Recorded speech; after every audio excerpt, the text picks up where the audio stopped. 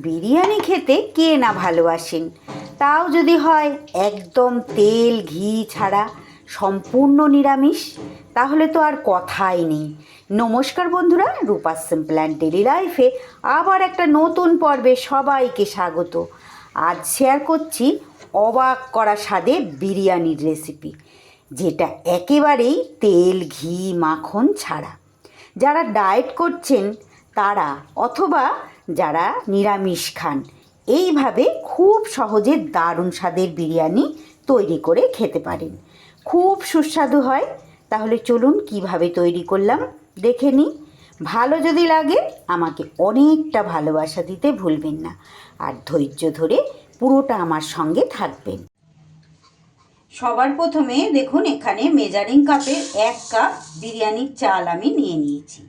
এটা আমার 200 গ্রাম চাল আছে। সেটা খুব ভালো করে অনেকবার জল পাল্টে পাল্টে ধুয়ে আমি 30 মিনিটের জন্য ভিজিয়ে রেখে দেব।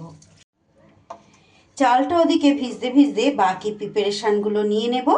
এখানে দেখুন, দুটো বেশ বড় সাইজের আলুকে মাঝখান থেকে এইভাবে 2 টুকরো করে নিয়েছি।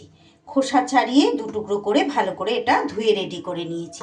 বিরিয়ানির আলু একটু এরকম বড় বড় খেতে ভালো লাগে, তাই একটু বড় বড় পিস করে কেটে নিয়েছি।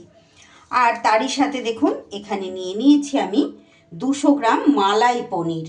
অবশ্যই চেষ্টা করবেন বন্ধুরা এই পনিরটা মালাই পনির নিতে, কারণ এটা তো তেল ঘি ছাড়া তৈরি হবে, তাই একটু পনিরটা যেন ভালো মানের হয়। এবার পনিরটাকে আমি কেটে নেব। আমি 200 গ্রাম চালের জন্য এখানে 200 গ্রাম পনির কিন্তু নিয়েছি। আর পনিরটাকে বেশ এই রকম বড় বড় কিউব করে কেটে নিয়েছি। 200 গ্রাম পনিরকে দেখুন আমি 6টা টুকরো করেছি। এইভাবে একটু বড় বড় থাকলে পনিরটা বেশ দেখতেও ভালো লাগবে আর খেতেও ভালো লাগবে। এইবার গ্যাসে আমি কুকার বসিয়ে দিয়েছি। কুকারের মধ্যে আলুটা দিয়ে দিলাম, কেটে রাখা আলু, আর তারই সাথে দিয়ে দিচ্ছি একটু নুন। নুনটা দিলে বেশ আলুটা ভালো মতো সিদ্ধ হয়ে যাবে। আর দিয়ে দেব এখানে 2 ফোঁটা মতো মিঠা আতর। এই মিঠা আতরটা দিলে এর মধ্যে বেশ সুন্দর একটা ফ্লেভার হবে, আলুটা খেতে কিন্তু খুব ভালো লাগবে। 2টো সিটি মেরে প্রেসার কুকারটা আমি নামিয়ে রেখেছি। আর এদিকে দেখুন আমি বসিয়ে দিয়েছি জল। জল বেশ ভালো গরম হয়ে গেছে। এইবার জলের মধ্যেও দিয়ে দিচ্ছি অল্প পরিমাণ একটু নুন। আর এইবার চালগুলো দিয়ে 80% মতো সিদ্ধ করে নিতে হবে। প্রত্যেক দিনের মতো আজও খুব সহজ পদ্ধতিতে শেয়ার করব বন্ধুরা রেসিপিটি। আশা করছি আপনাদের ভালো লাগবে। যেহেতু বিরিয়ানি স্টেপ বাই স্টেপ তো দেখাতে হবে, একটু ধৈর্য ধরে আমার সঙ্গে থাকুন বন্ধুরা, আপনাদের ভালোই লাগবে। আর যে সকল বন্ধুরা আজ প্রথম এসেছেন তাদের উদ্দেশ্যে বলি, যদি আমার আজকের রেসিপি আপনাদের ভালো লাগে প্লিজ বন্ধুরা আমার চ্যানেলটা সাবস্ক্রাইব করে আমার পাশে থাকুন। প্রত্যেক দিন আমি কিন্তু এই ধরনের বিভিন্ন রকম সাধারণ মধ্যবিত্তর ঘরে যেই সব উপকরণগুলো থাকে সেইগুলো দিয়েই আমি রেসিপি শেয়ার করি। আশা করছি আপনাদের ভালো লাগবে। 7 থেকে 8 মিনিট এইভাবে চালটাকে ফুটিয়ে নিয়েছি। এখানে 80% সিদ্ধ কিন্তু আমার একদম হয়ে গেছে। আমি এটা অফ ক্যামেরায় টিপে দেখে নিয়েছি। এইবার সম্পূর্ণ ফ্যান ঝরিয়ে নিতে হবে। একটা ছাঁকনির মধ্যে এইভাবে ভাতটা ছেঁকে দিয়েছি, আর তারই সাথে দেখুন সিদ্ধ করা আলুটাও কিন্তু বের করে নিয়েছি। এইবার এদিকে আমি একটা মশলা রেডি করব। তার জন্য মিক্সির বাটিতে এখানে আমি নিয়ে নিয়েছি 7-8টা কাজু, তারই সাথে নিয়ে নিয়েছি 1 চামচ পরিমাণ চাল মগজ। এটা আমি একটু জল দিয়ে ভালো করে ধুয়ে নিয়েছি। আর নিয়ে নেব এর মধ্যে 2 চামচ টক দই। এইভাবে মিহি পেস্ট একটা কিন্তু তৈরি করে নিয়েছি। এদিকে একটা ছোট বাটিতে ঈষৎ উষ্ণ গরম দুধ আমি নিয়ে নিয়েছি। তার মধ্যে দিয়ে দিচ্ছি সামান্য পরিমাণ একটু কেশর। এটা একদম অপশনাল বন্ধুরা, হাতের কাছে যদি আপনাদের থাকে তবেই দেবেন, না হলে দেওয়ার এটা দরকার নেই। এই গরম দুধের মধ্যে কেশরটাকে একটু ভিজিয়ে রাখছি। এইবার গ্যাসে আমি কড়াই বসিয়ে দিই। যেহেতু তেল ছাড়া করব, তাই কড়াইয়ের মধ্যে দিয়ে দিলাম কিছুটা পরিমাণ জল। এবার দিয়ে দেব 1 চামচ পরিমাণ আদা আর কাঁচা লঙ্কার পেস্ট। আর দিয়ে দেব দেখুন এখানে গুঁড়ো মশলা।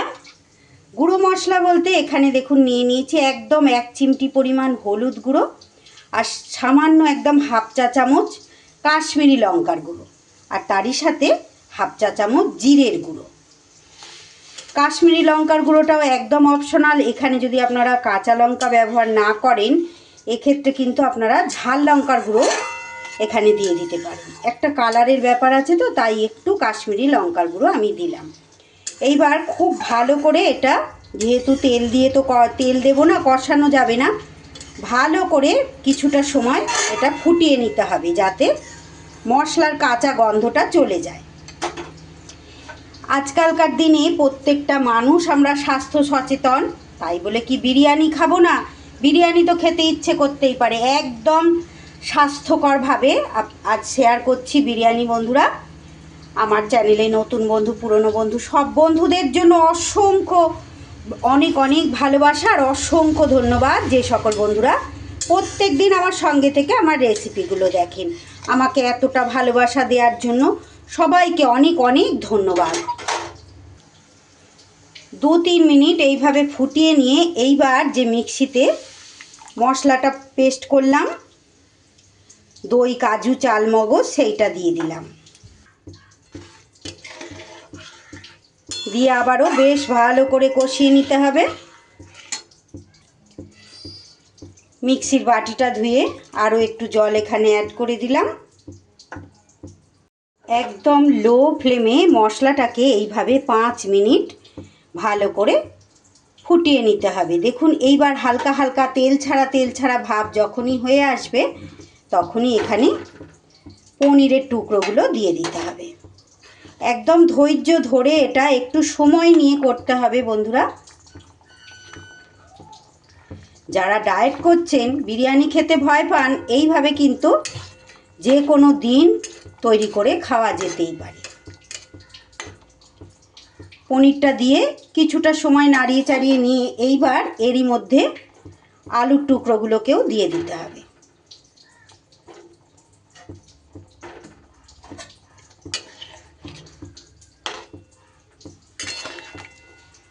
দিয়ে একটু নাড়িয়ে চাড়িয়ে এরকম নিতে হবে যাতে বেশ ভালো করে মশলার ফ্লেভারগুলো আলু আর পনিরের মধ্যে ঢোকে।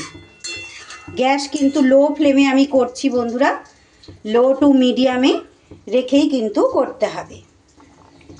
এইবার দিয়ে দিচ্ছি পরিমাণ মতো একটু নুন, আর তারই সাথে স্বাদ ব্যালেন্সের জন্য, যেহেতু নিরামিষ, তাই সামান্য একটু চিনি এখানে দিলাম আমি। এটা একদম অপশনাল, আপনারা অপছন্দ করলে চিনিটা স্কিপ করে দেবেন। আজকের রেসিপি যদি আপনাদের ভালো লাগে, অবশ্যই বাড়িতে এইভাবে ট্রাই করবেন, আর একটা লাইক, ছোট্ট একটা কমেন্ট ভিডিও শেষে রেখে যেতে কিন্তু ভুলবেন না, যেটা দেখে আমি বুঝতে পারি যে সত্যি আপনাদের কতটা ভালো লেগেছে। আর নতুন বন্ধুরা প্লিজ, যদি রেসিপি ভালো লাগে, আমার চ্যানেলটা সাবস্ক্রাইব করে আমার পাশে থেকে যাবেন। আর ফেসবুক পেজ থেকে যারা দেখছেন, তাদের কাছে অনুরোধ, আমার রেসিপি ভালো লাগলে আমার পেজটা ফলো করে আমার পাশে থেকে যাবেন। এইবার এর মধ্যে দিয়ে দিচ্ছি আমি বিরিয়ানি মশলা। অনেকেই ভাবেন বিরিয়ানি মশলা আমিষ, পেঁয়াজ রসুন থাকে। একদমই না বন্ধুরা। বিরিয়ানি মশলার প্যাকেটের গায়ে তো লেখা থাকে কী কী থাকে, ওর মধ্যে চেক করে নেবেন। পেঁয়াজ রসুন কিচ্ছু থাকে না, একদম নিরামিষ। যে কোনো কোম্পানির বিরিয়ানি মশলাই আপনারা এখানে অ্যাড করতে পারেন। বিরিয়ানি মশলাটা দিয়ে দেওয়ার পর এইবার দিয়ে দেব 1 ফোঁটা কি 2 ফোঁটা সেই মিঠা আতর। আতরটা এইভাবে ধাপে ধাপে দিলে দারুণ স্বাদ হবে। এদিকে যে দুধটায় কেশর মিশিয়ে রেখেছিলাম, তার মধ্যেও আমি 1 ফোঁটা আতর কিন্তু দিয়ে দিচ্ছি। 1 ফোঁটাই দিয়েছি। সুন্দর করে আরও একটু সময় নাড়িয়ে চাড়িয়ে এটা কিন্তু ফুটিয়ে নিতে হবে লো ফ্লেমে। যাতে করে দারুণ সুন্দর একটা স্বাদ হয়। এইবার আস্তে আস্তে ভাতগুলো ওপর থেকে দিয়ে দিতে হবে, ছড়িয়ে পুরোটার মধ্যে এইভাবে পুরো আলু আর পনিরের মধ্যে এরকম ঢেকে ঢেকে ভাতটাকে দিয়ে দেব।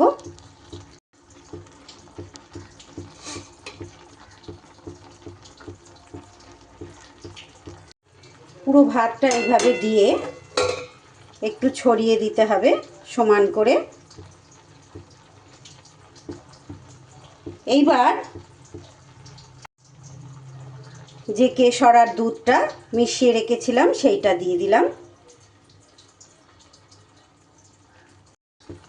দিয়ে দেব ওপর থেকে আবারও একটু বিরিয়ানি মশলা, এইভাবে ছড়িয়ে দিয়ে দিতে হবে।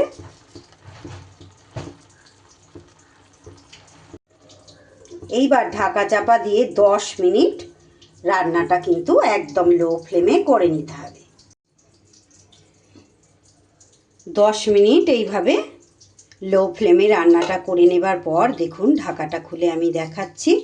আমি কিন্তু গ্যাস নিভিয়ে দিয়েছি, দেখুন নিচ থেকে কতটা সুন্দর হয়েছে।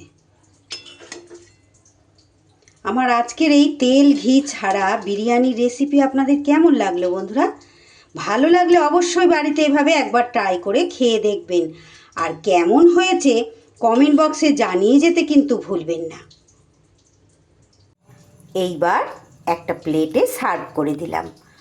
কতটা ঝরঝরে হয়েছে দেখুন, যেমন সুন্দর ফ্লেভার আসছে তেমনই লোভনীয় দেখতে হয়েছে, আর খেতে যে কতটা সুস্বাদু হয়েছে সেটা তো তৈরি করে না খেলে আপনারা বুঝতে পারবেন না।